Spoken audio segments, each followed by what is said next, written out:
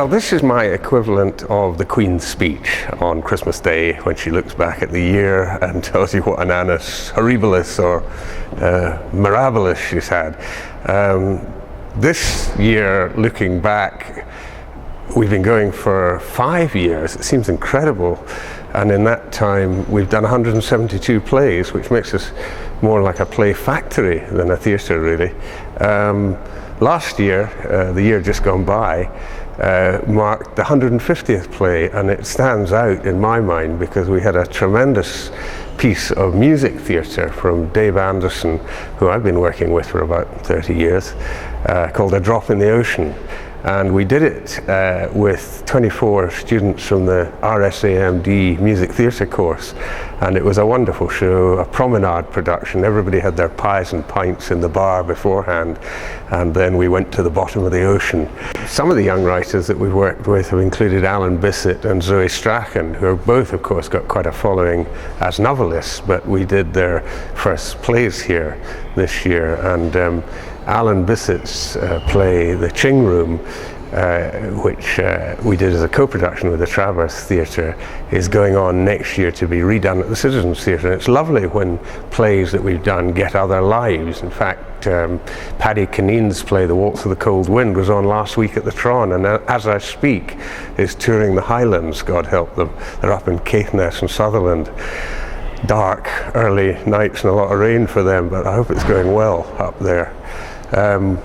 Other ones that have gone on to have other lives, Ian Heggie's play, The Tobacco Merchant's Lawyer, has just done a week in London at the Finborough Theatre, and David Ireland's play, What the Animals Say, went to the Belfast Festival.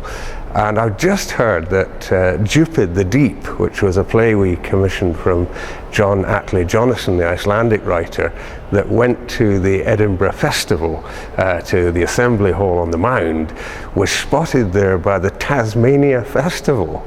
And they're going to take it there next year. And they've been in touch and said, do we have any more plays about islands or the sea? And indeed we do. We have Jackie Clark's Wilshu, the Shetland writer, and of course that wonderful play that Catherine Lucy Zakowska wrote for us, The Price of a Fish Supper, which was later done on BBC Radio Scotland. So we've got quite a lot of the plays getting other lives, and that's great because it helps to spread the word about what we're trying to do at Oran Mor. One of the things that has developed over recent years working at Oran Mor is that we're starting to co-produce with more and more other companies, and this year gone by, for the first time we did 5 plays with the Traverse Theatre in Edinburgh, and they were a great success in Edinburgh. They got good houses, and we've just agreed to do the same again in the spring.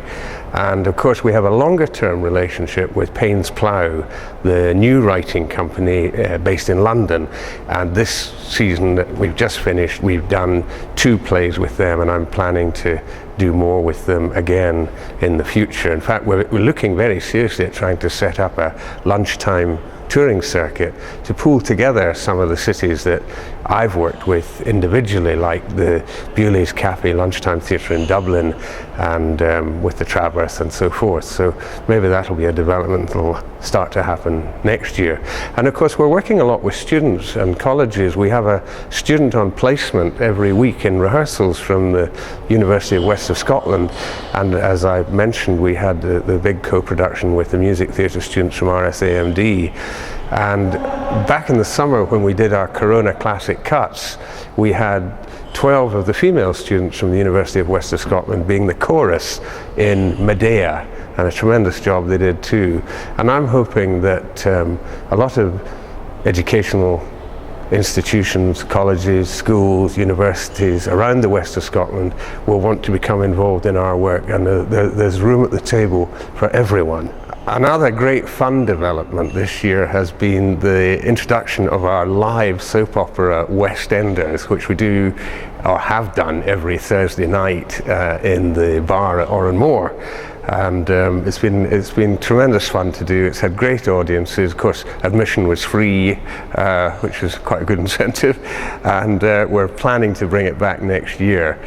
So any young aspiring soap opera writers out there who want to be involved, contact Anne-Marie de Mambro at the Caledonian University, and I'm sure she'd be interested to talk to you. Last year was fairly typical of the programming at Oranmore, in that we try and mix together work by very experienced, well-known writers and work by complete beginners or people early on in their writing career.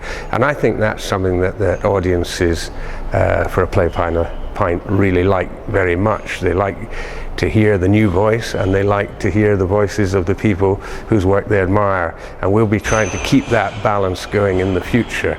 And the other thing, of course, is the variety of the type of work we do. So we are as keen to do comedy as we are tragedy. We're as keen to do something polemical or political as we are something light and amusing. We're as keen to do something historical as contemporary. And I think it's that rich mix of work which people enjoy. And I'm looking forward to reading another 100 scripts over Christmas and New Year, and I would like to take this opportunity at the end of the year to thank everybody who's been involved in A Play, a Pint, a Pint, the writers, the directors, the actors, all the staff at Oranmore, but most particularly the audience, because it's your theatre and it's you who come in such numbers that make it a great success. Thank you very much, and I look forward to seeing you next year.